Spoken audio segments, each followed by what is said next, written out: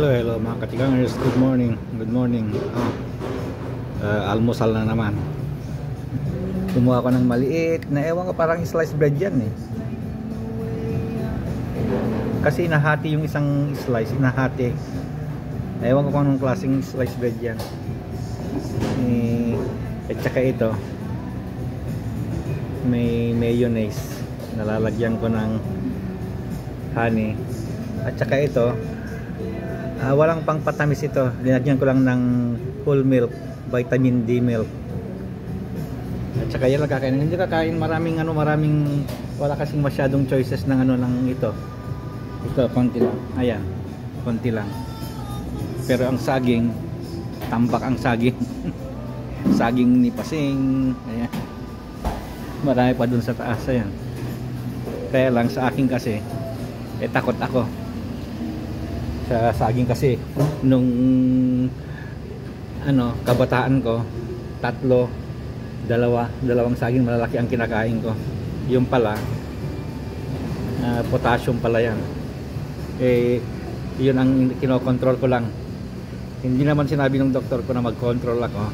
Kaya lang syempre pag mataas delikado rin na mataas. Lahat ng mataas sa sa atin ay delikado. May delikado. Kahit dugo kung mataas, sugar mataas, delikado.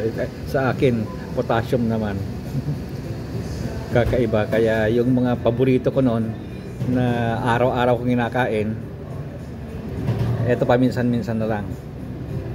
Kagaya nung kamatis na may sibuyas, tapos may bagoong isda.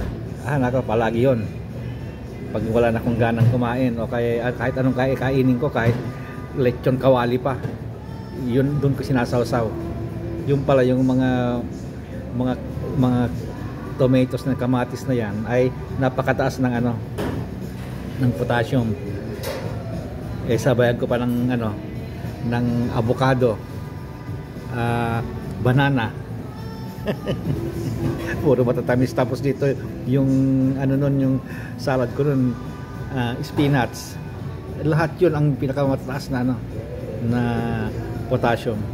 Kaya ngayon kahit tampak yung saging, diyan ka na, aanhin kita. Paminsan-minsan ka lang. At pinipili ko pa yung pinakamaliit na saging kasi ang lalaki ng saging dito.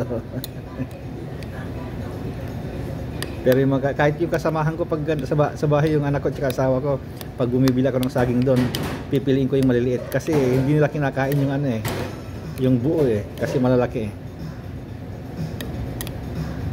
Okay naman ng ganon kasi ako kakainin ko yung isang malaki nun umaga't hapon meron ngayon hindi na. Okay, mga katigang, tama yung daldal at kainan na. Bye bye.